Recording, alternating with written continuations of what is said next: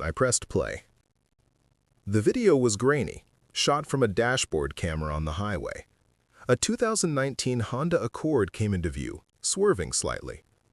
That was Rebecca's car. But then something didn't add up. She wasn't alone. A man was behind the wheel. Not just any man. David Crane, my best friend for 32 years, my business partner for the last 15. The video arrived at 6:47 p.m. on a Tuesday night, completely by accident. I was sitting in my car outside Henderson's Hardware, waiting for my wife Rebecca to come out. She'd run in for paint. I was checking my email when a video file showed up in my inbox from an unknown sender. No subject line, just a thumbnail showing a highway and a timestamp. March 14th, 8:42 a.m. 3 weeks ago, the day my wife had the accident. I shouldn't have opened it. Some part of me knew that the moment I hit play, my entire life was going to crack apart. But I was 65 years old. I'd lived long enough to know that ignorance wasn't protection. It was just delayed pain. I pressed play. The video was grainy, shot from a dashboard camera on the highway. A 2019 Honda Accord came into view, swerving slightly. That was Rebecca's car. But then something didn't add up. She wasn't alone. A man was behind the wheel. Not just any man. David Crane, my best friend for 32 years, my business partner for the last 15. They were laughing. Her hand was on his leg. His hand was in her hair. The video continued. The Accord sped up, then deliberately drifted into the oncoming lane. It looked like a mistake at first, a tired driver losing focus. But then the other car, a pickup truck, swerved to avoid her. The Accord corrected itself just in time, and the pickup overturned. 3 people were in that truck. Rebecca and David didn't stop. They drove on, laughing. The video ended. I watched it 4 more times. Each time, I understood it more clearly.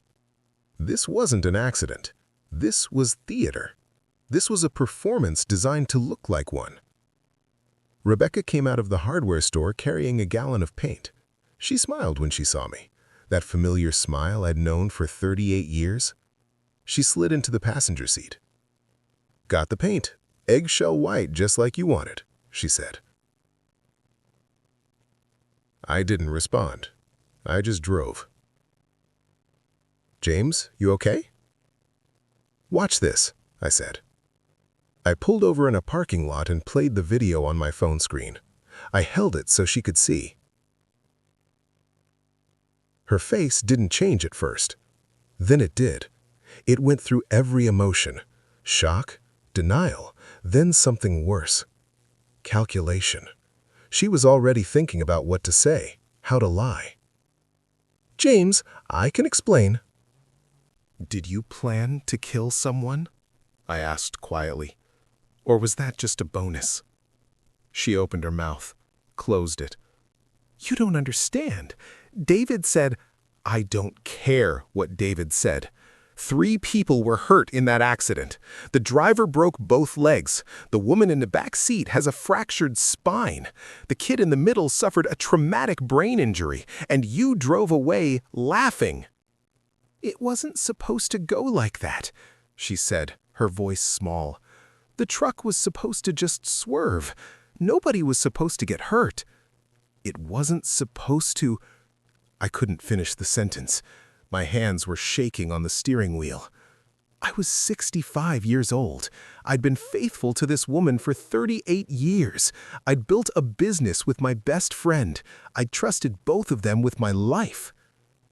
"The insurance," Rebecca continued, desperation creeping into her voice. "David said we could get $3 million. He has a contact in claims. He said it would be easy. He said we deserved it." $3 million? We could retire, James. We could finally leave the business. We could travel. You've always wanted to travel. I stared at her. I didn't recognize this woman. Maybe I never had. "How long?" I asked. "How long what?"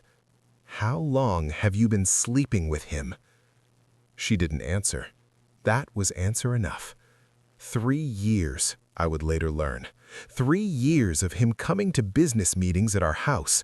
3 years of the two of them carefully avoiding eye contact in front of me. 3 years of lies so layered and perfect that I'd walked through them without noticing a single crack. I drove her home in silence. When I pulled into the driveway, I said, "I'm calling the police." "James, please." 3 people are in pain because of what you did. One of them is 16 years old, a kid, and you did it for money. If you call the police, you'll have to explain how you got the video. That will cause problems. I don't care about problems. You should, she said, and her voice went cold. Because David has already called our lawyer. He told me this morning. He said if anything ever happened, if the video surfaced, he'd make sure you looked responsible. He said he'd tell them you orchestrated the whole thing, that you needed the money to cover business debts, that you planned it all. I felt the ground shift underneath me. Nobody would believe that. Wouldn't they? You're the one who runs the finances, James. You're the one with access to the business accounts. It would take him 5 minutes to frame you. And David's a good liar. He's had practice. She was right. I could see it play out in my mind.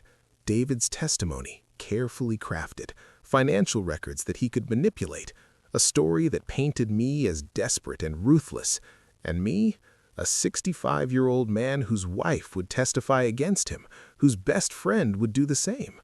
Who would believe me? "So what?" I said. "We just let them get away with it?" "No," Rebecca said quietly. "We disappear. We take what we can from the accounts, and we leave. Start over somewhere else. New names, new life." "I'm not running." "Then they win," she said, "and you go to prison." I got out of the car and left her there.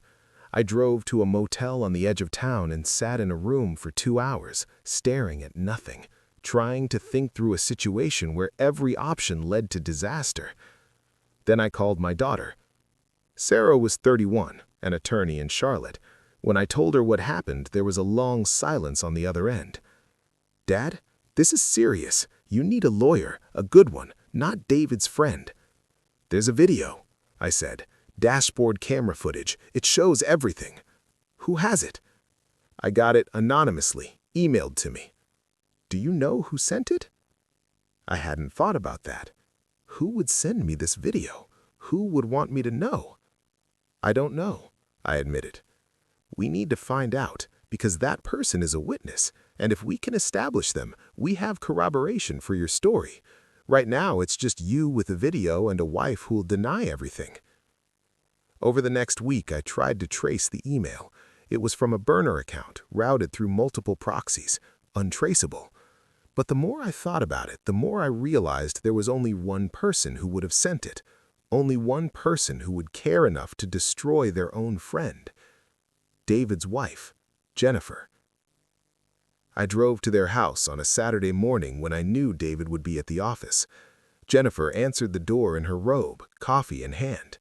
Her eyes widened when she saw me. "James, come in, quickly." She knew I knew.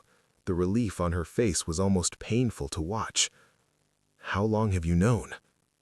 "About Rebecca and David? 3 months. About the accident plan, since the beginning." "Who would I tell? My husband? His best friend? The police, and let my own husband go to prison? I had to think about myself. I'm 52 years old. I'm not starting over." "So you sent me the video?" "I sent it to 3 people. You, the police department, and a reporter at the Charlotte Journal. The police got theirs with a note explaining everything. The reporter got theirs with David's name attached. It's already in their hands." I felt something shift inside me. Not relief. Understanding. "You sacrificed him," I said.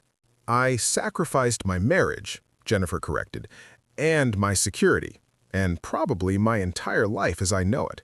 But I couldn't let them get away with trying to kill someone. I couldn't be complicit in that, even through silence." The police arrived at David's office at 11 a.m. By noon, Rebecca was sitting in an interrogation room. By 5 p.m., she'd lawyered up and stopped talking. The next 72 hours were chaos. The media picked it up immediately. Local couple orchestrates fake accident for insurance fraud. The photos of Rebecca and me outside police headquarters made every news outlet in North Carolina. Our business shut down within hours. Clients fled, partnerships dissolved, years of work evaporated. David confessed within 24 hours. He had something Rebecca didn't, a conscience that was louder than his self-preservation instinct. He told police everything: the plan, the timing, the contact in the insurance company who was supposed to help, all of it. The trial was 6 months later.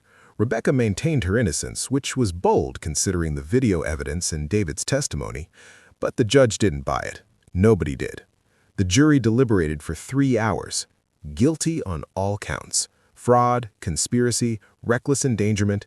Rebecca got 4 years. David got 5, partly because he was the orchestrator, partly because of his size in the community. They wanted to send a message. The 3 people hurt in the accident sued. My insurance company fought it, but eventually they settled for $2.8 million. It wasn't enough for the teenager who'd had a seizure during recovery. It wasn't enough for the driver who'd never walk without pain again. But it was something. I didn't get anything. The business was gone. My reputation was destroyed. At 65 years old, I was supposed to be thinking about retirement.